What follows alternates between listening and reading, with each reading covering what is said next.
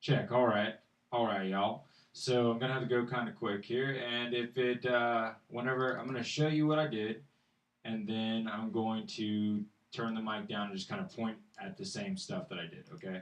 So, here's the pre-master that you sent me. Here's the master that it ended up being. All that empty headroom right there is now filled up with a fat track. What I did is I first used the Precision Multiband by UAD, and all that I did was I went to choose a preset. Oh, wrong button. Chose a preset. I decided after listening to a few, I tried these thickeners and rock ones, and I ended up just choosing Punch and Clarity. I like it. It had some nice settings to it that seemed like they were reacting the way I wanted them to. And then I simply jumped to the different parts of the track that were meatiest, the most beefy, and watched the meters move. Over here, you'll see an amount that is occurring for how much gain reduction is happening, how much it's squeezing it. And then over here, you'll see a visual of this little line bumping down. All that I look at when I choose these presets, I go to the threshold, I look at how much it reacts, how much it pulls here, and then I adjust the amount of how much is coming in or out, how high or low is that threshold before it starts to compress. So if it doesn't have enough of the threshold, then I bring the threshold down so it's easier for the note to get over the threshold. Or if it's just crunching it, and I'm watching this dip real big, I bring the threshold up so it doesn't crunch it as much. So you're gonna see that when I hit play throughout the track. I'm gonna go to these and you click on each one, and each one will highlight in the color that it is, and you adjust threshold so that this is just kissing it, that it's comfortably nudging it, not all the time hard push down, but just bumping it on the occasion. It seems like typically high end isn't compressed a lot. It's mainly on the low and mids. So I just try to barely touch these and just kind of keep it in control. It seems if you crunch these down with the thread, if you do a lot of movement here and compress them a bit, then your highs will kind of stick out quite a lot. So they kind of sit just right when you just barely touch them, keep them in control, keep the spikes under control, and here's where you're kind of doing the fattening. Select it, get the threshold right, look at these meters, make sure you're just not bumping it like crazy, and then move on. If you are having to compress a ton in comparison to the rest, it's probably that your mix is a little bit off, but you should be able to hear that before you get to this stage. Okay, so first you multiband dynamic. You use a multiband compressor to get everything where it needs to be. Next, I open up the K Stereo, the Precision plugin, and that's something that came in that mastering pack. I go to the presets, and I really like in the mastering process the widening of the mix, or just the way these spatial effects tend to lend to the mix. So I look through it, drum kit. This is good in the mixing stage too, where they have mastering, like let's get some warm ambience, let's string ensemble, rock type drums. I ended up I think I did the master in rock type drums, but afterwards I listened to the original and I couldn't tell if if the kick was a little bit more pronounced in the original or not, and I kind of went back and forth back to the raised mid instruments and listened around.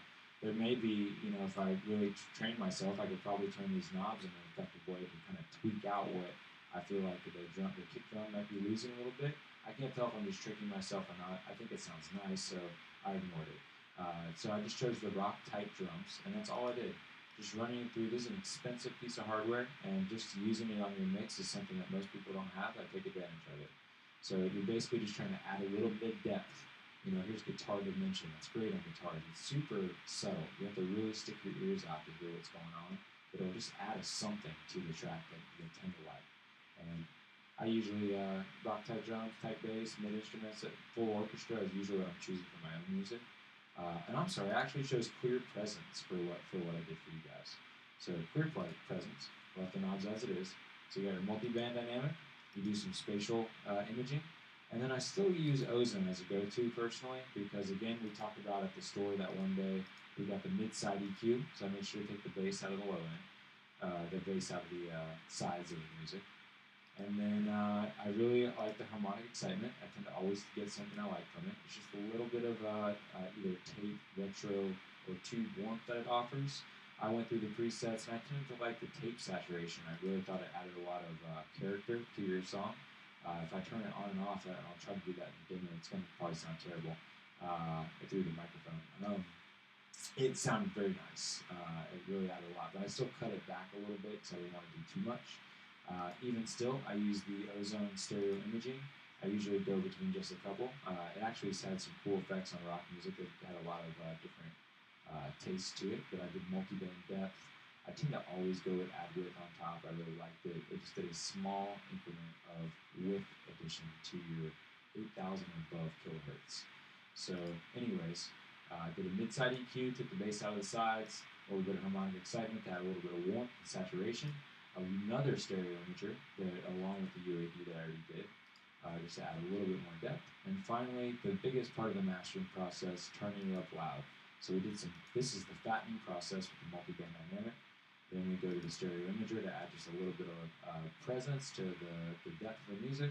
Go to Ozone for a side EQ, grab a little bit more harmonic excitement, and just a bit more stereo imaging. Finally, the UAD precision limiter. So this is the key to where the track gets loud. And all you're doing is looking at this number right here, gain reduction. Whenever you hit play, you'll go to the peaks of the track, find these main points, hit play, and see what number first cracks on when you hit play. And I'm usually the number to shoot for is right around 6. You wanna hit this thing. It's gonna crank up by about 6. You'll see when I hit play that I'll go through and I'll find those moments. And basically all you're doing is adjusting the input knob. If you need more to get to 6 or around there, you're gonna push the knob up. If you need less to go under 6, then you would go down. So it's just driving it into the limiter and lessening the drive when you bring it back. That's all there is to it. So I don't even really, you can go through the presets here. I think I might have originally, I go with default. I think all of these are pretty drastic uses of this limiter, and you're just gonna want to use the basic function of it. So there you have it. So you have fattening, you have stereo imaging, mid-side EQ, harmonic excitement, a little bit more imaging, and finally the limiter. So you just simply click on the main points, hit play, look at the number that goes here, and get the input set correctly. Then while you're turning this knob, after you've gotten this number played with a little bit, I go to my master track and I watch it bounce. And I just make sure that it's not solid to the line and that there's a little bit of dynamics there. And if I feel like I'm close to that, I sometimes will give it a little extra push above that 6 just to be very competitive with the market. Everybody squashes it, but it's not so much to ruin it in any way or form. This is a beautiful looking track, even though it's definitely fatter than it has to be for, that's commercialism there. So anyways, I'm going to turn down the mic and I'm going to go click through everything I just walked you through just to show you the same knobs that I would have turned and the order that I would do it in. And you will see the overall what would happen. So turning the mic down now, check it out.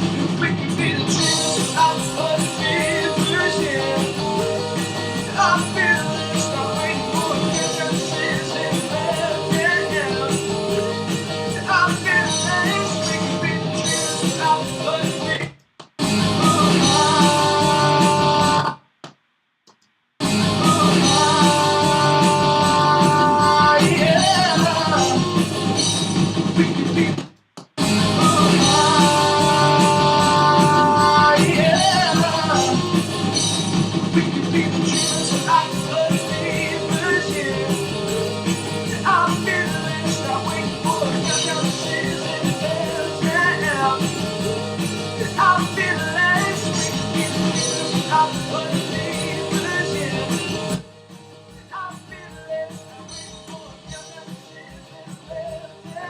how quiet that is? So this is what happens when we push the button, alright?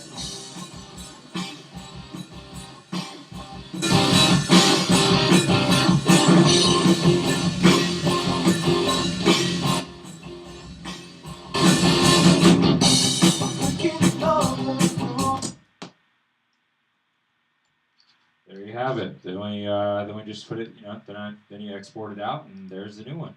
I call that the master. Yeah, compare it, do it yourself, see what you get. I think that works well. A lot of people think that they sound really good. Remember, you're only strong as the mix as far as the overall outcome. If there's something that's really just standing out, we achieve volume absolutely. There we go.